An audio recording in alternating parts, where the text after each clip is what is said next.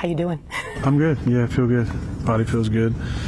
Been a good camp, practiced every day they would let me practice and felt really good. When you talk about this year's camp, how would you compare this year's camp to last year's camp? It's much harder, much harder. I said it was one of the tougher camps in the last 7 or 8 years. It doesn't compare, which none of these do, to the league in the 2000s. That camp was an actual grind. These are much different. They're more mental grinds, but we had many more reps this year, a lot more call-up periods with the ones. Obviously, 3 different teams came in and practiced. With 2 of them, then we went to Carolina. So it was more difficult for sure, which I think it was good. I think we looked like a more physical team in all 3 of those combined practices, so I think that's good. I think we're a different football team. We're a lot more mature, especially up front, which I think is going to help us starting the season. Did you like this training camp compared to years past? I mean, do you like the new physicality? And I do. I mean, I grew up in the league when it was double days. Yeah. So. Do you miss those? Not necessarily, no, not at all. But you get into a routine as we're creatures of habit. So in those times, you could get through it because you're used to it. I think now I appreciate the more reps in practice because you feel like starting the season, you're maybe a little bit more ready to play, wind-wise, callus-wise on the body.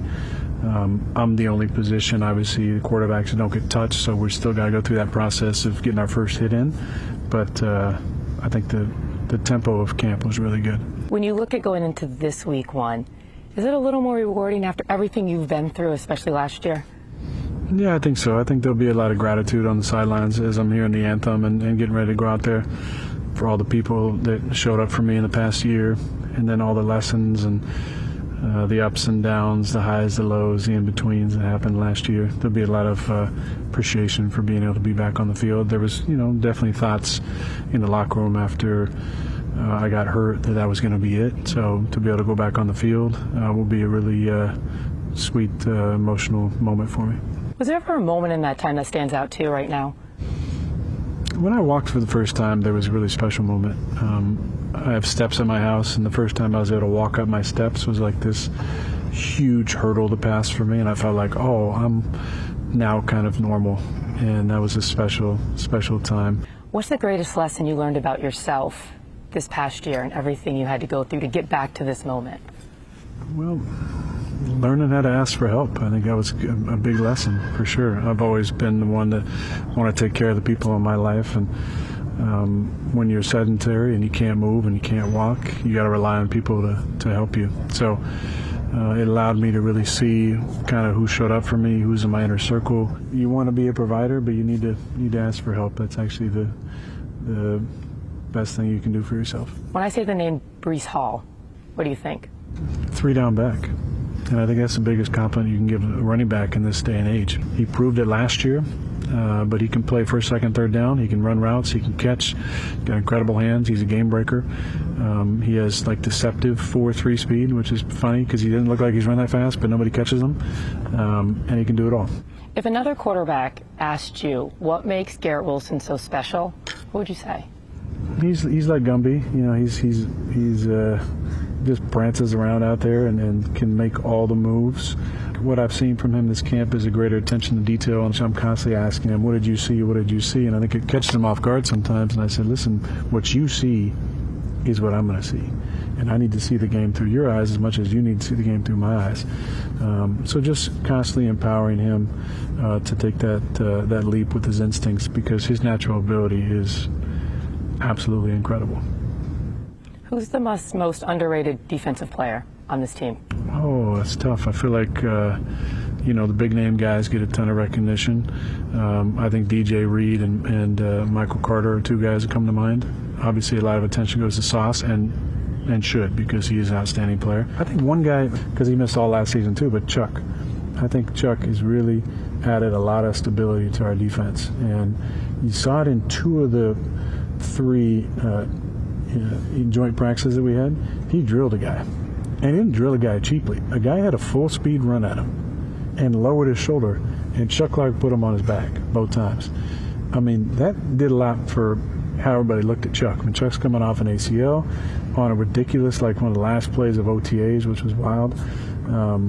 So I look for Chuck to have not just a big season for us on the field, but his leadership to really show up, because he has all that leadership quality inside him. Alan actually said, someone asked him, how's Aaron's camp been? And he said, I would describe him as awesome, great, maybe magnificent.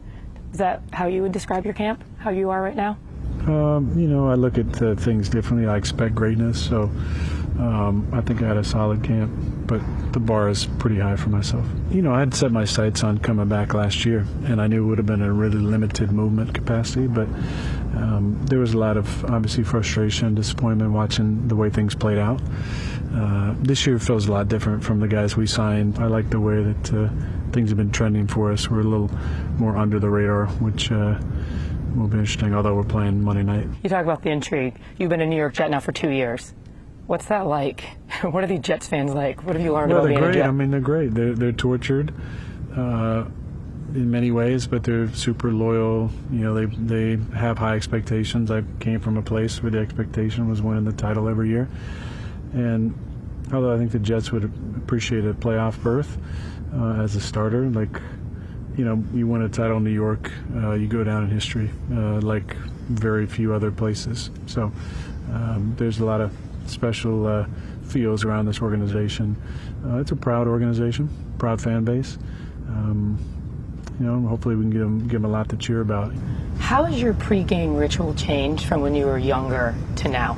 And has it kind of stayed the same these last? Oh, no, it changes all the time. There was 10 years I never went out on the field for pregame warm-ups. I just stayed in the locker room. Then there was a time where I was banged up in 18 and would go out every single week early. Every year there's different playlists I listen to.